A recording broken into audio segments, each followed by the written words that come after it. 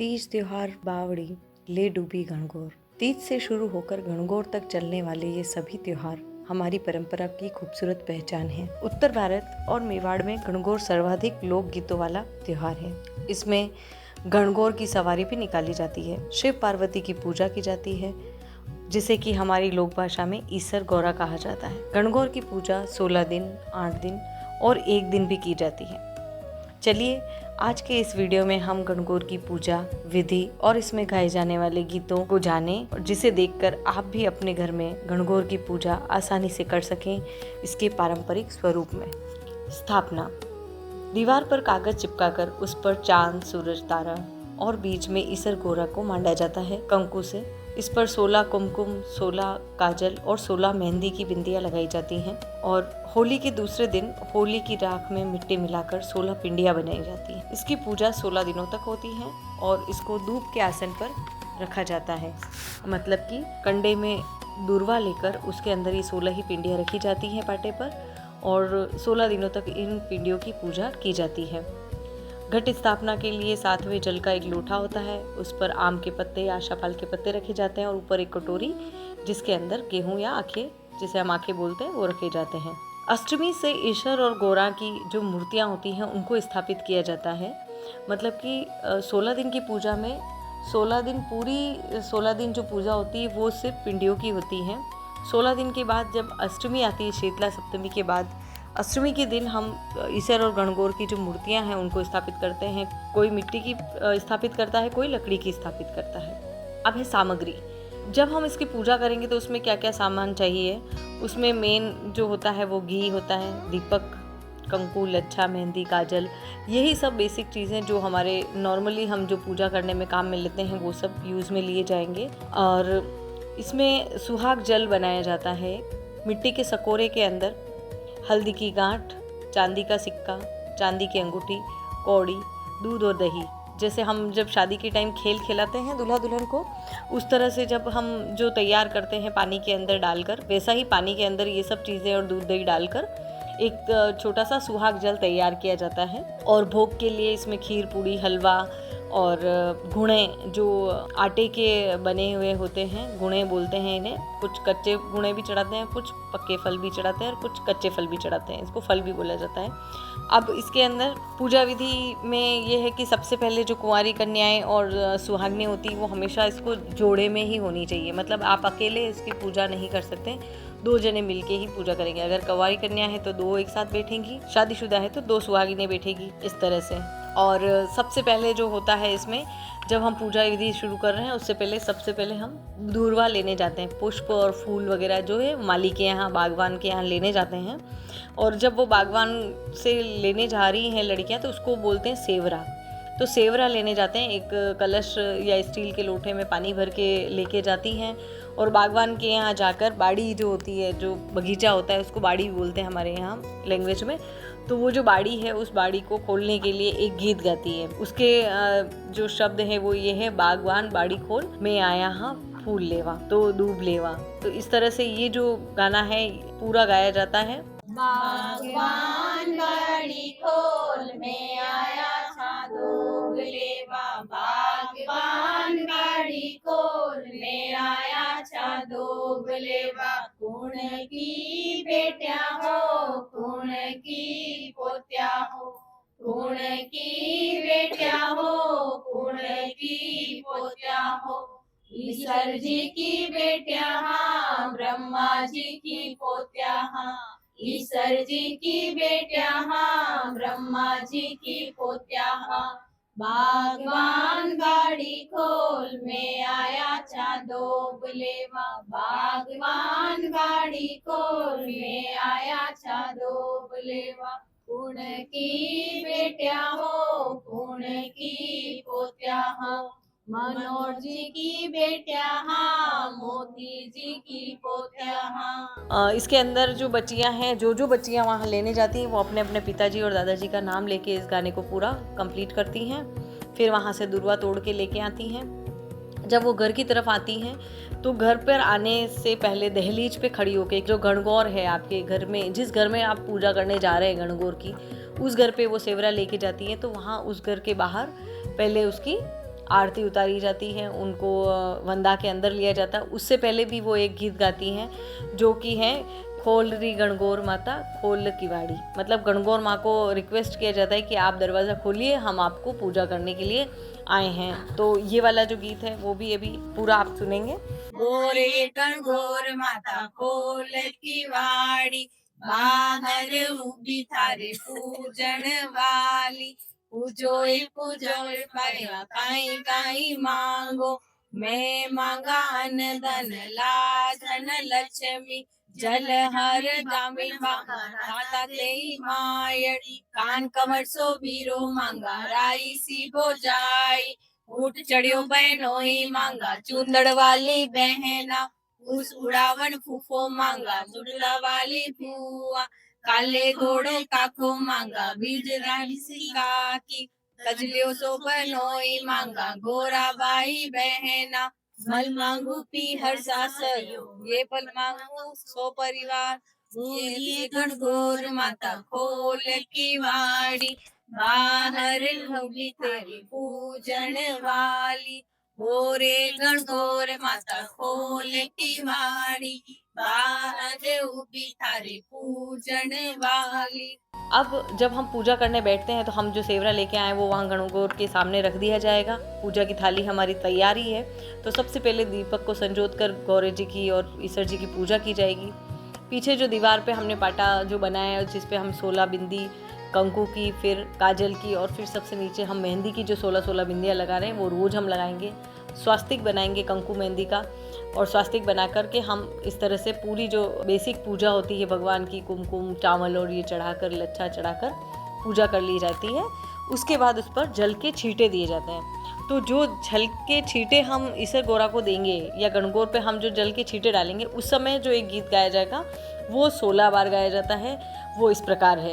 लो 3 लो 4 लो 5 लो 6 लो 7 लो 8 लो 9 लो 10 लो 11 लो 12 लो 13 लो 14 लो 15 लो 16 गोर गोर गोमती।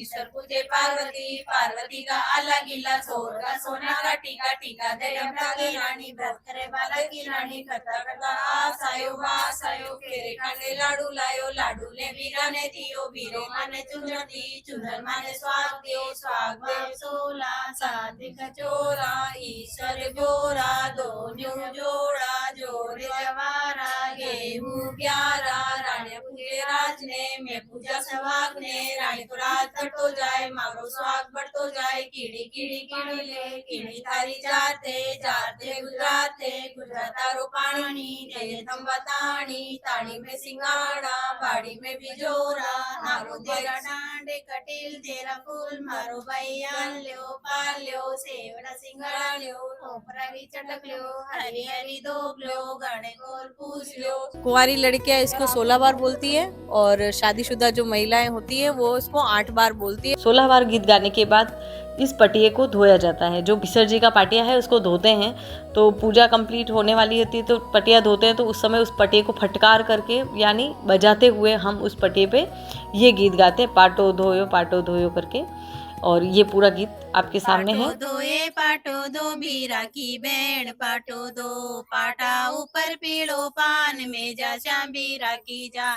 जान जाशा कान जाशा बीरा ने पढ़ना ल्यासा, अली गली में शाम जाए भाभी तारो बाप जाए, अली गली में दम्बी जाए भाभी तारी माँ जाए। चूल्हा पाचे 5 पचेटा, सासू जाने मारा बेटा, छाजड़ा में दिल्ली छोरिया की सासू बिल्ली। इसको पाटा धोते हैं तब ये गीत गाते हैं पूजा कंप्लीट होने के बाद। और इसके बाद हम आरती करेंगे, जो आरती भी इस प्रकार से है। बेलने मारी मायल फूलड़ा से लागे, ईश्वर जीता को आरे त्यो, ब्रह्मा जीता को आरे त्यो। थाकार तड़िया में आदर मेलू, 5 पदार्थ मेलू, राजा जी को सुओ मेलू, रानी जी की कोयल मेलू, करो ने भाया की बेड़ा आरे। आरती होने के बाद, क्योंकि जो आरती हो गई, अब वो जो पूजा का जल है जिससे हमने दुर्वा से इनको छींटे दिए थे, जिस धूप से हमने छींटे दिए थे, वही जो सुहाग जल है जो हमने सकोरे में बना रखा, उस सुहाग जल को भी हमें हमारी चूड़ियों पे, रखड़ी पे इस तरह से लगाया जाता है और छीटा जाता है अच्छे सुहाग की कामना के लिए कि भगवान का आशीर्वाद इसमें आ गया है। अब ये जो सुहाग जल है ये रोज जल बदला जाता है, मतलब इसके अंदर जो कौड़ी, हल्दी और चांदी का अंगूठी और चांदी का सिक्का जो है वो तो वही रहेगा, बस उसका पानी चेंज कर दिया जाता है रोज, और उसके अंदर हल्दी, उसके अंदर थोड़ा सा दूध और दही रोज थोड़ा थोड़ा मिला के जल चढ़ा के उस सुहाग जल को सब में वितरित कराया जाता है। सब अपनी अपनी महिलाएं जो होती हैं सुहागिनें, वो अपने चूड़े पे, अपनी रखड़ी पे उसको लगाती हैं माँ का आशीर्वाद समझकर। इसके बाद अब क्योंकि ये जल का जो लोटा जो हम भर के लाए थे बाड़ी से, पानी के अंदर हम दूरवा लेके आए थे, तो इस जल को इस तरह से ही नहीं विसर्जित किया जाता है। तो इसके लिए क्या करा जाता है कि इस पानी के लोटे को लेके थोड़ा सा बाहर की तरफ जाते हैं और बाहर जाकर इकट्ठा होकर हाथ से इस पानी को छोड़ा जाता है। उस समय बोलते हैं एल खेल नदी वाला।